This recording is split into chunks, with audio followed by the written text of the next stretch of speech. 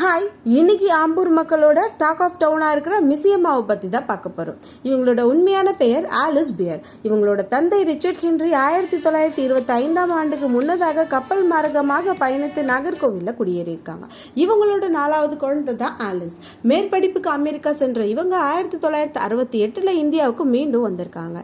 ஏழை மக்களுக்காகவே தன் வாழ்க்கையை அர்ப்பணித்து கொண்டு சேவை செய்வதற்காகவே இந்தியா வந்த இவங்க தமிழ்நாட்டில் மிகவும் பின்தங்கி இருந்த ஆம்பூரை தேர்வு செஞ்சது மட்டும் இல்லாம சுற்றியுள்ள வட்டாரங்கள்ல போலியோ தடுப்பு ஊசி போடுவது, குடும்ப கட்டுப்பாட்டை பற்றி மக்களிடம் விழிப்புணர்வு ஏற்படுத்துவது மட்டும் இல்லாம ஊட்டச்சத்து குறைபாடு உள்ள குழந்தைகளுக்கு அடையாளம் கண்டு அவர்களோட உடல் நலத்தை மேம்படுத்துறதுக்கு வழியா பணிகளையும் ஒரு எதிர்பார்ப்பும் இல்லாம செஞ்சிருக்காங்க.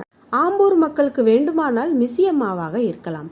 ஆனா இந்தியாவை பொறுத்தவரை இவங்க வெளிச்சத்துக்கு இன்னொரு அன்னை தெரசானே சொல்லலாம். மோர் ஃபேக்ட்ஸ்க்கு நம்ம சேனலை தொடர்ந்து ஃபாலோ பண்ணிக்கோங்க. இவள் பட்டு டாட்டா.